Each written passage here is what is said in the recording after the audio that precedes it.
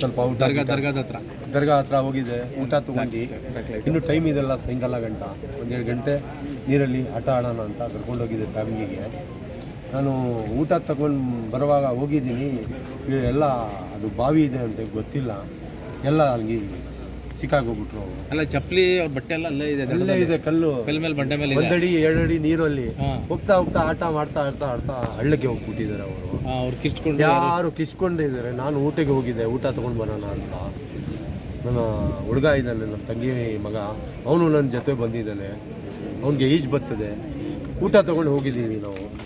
ಆಮೇಲೆ ನೋಡಿದರೆ ಇಲ್ಲಿ ಒಂದು ಚೈನ್ಲಿಂಗ್ ಮಾಡ್ತಾರಲ್ಲ, ಆ ಥರ ಮಾಡ್ಕೊಂಡು ಎಲ್ಲ ಹೋಗ್ಬೋದು.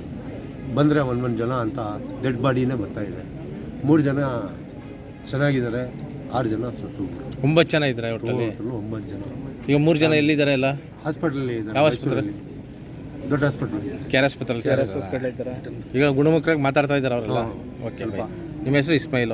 ಇವರೆಲ್ಲ ನಿಮ್ಮ ಕುಟುಂಬದವ್ರೆಯಾ? ನಮ್ಮ ಫ್ಯಾಮಿಲಿನೇ ಎಲ್ಲ, ಒಂದೇ ಕುಟುಂಬದವ್ರು ನೀವೆಲ್ಲ? ಎಲ್ಲ ಸಂಬಂಧಿಕರು, ಎಲ್ಲ ರಿಲೇಷನ್ಸ್. ಓಕೆ. ಇಲ್ಲಿ ಬಂದಿದ್ದೀವಿ ಸರ್, ಅವ್ರದ್ದು ಏನು ತಪ್ಪಿಲ್ಲ. ನಾವು ಹೋಗಿದ್ದ ಜಾಗ ತಪ್ಪು.